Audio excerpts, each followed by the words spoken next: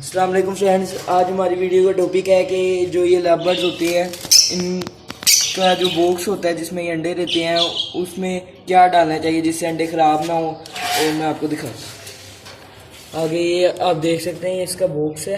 Female अभी अंदर थी, अभी बाहर आई है। आपको ना जो तूड़ी बाज़ार से मिलती है, तूड़ी जो आम जानवरों को खिलाते हैं, वो डालनी है और उसकी एक ही लेयर बिछानी है सिर्फ।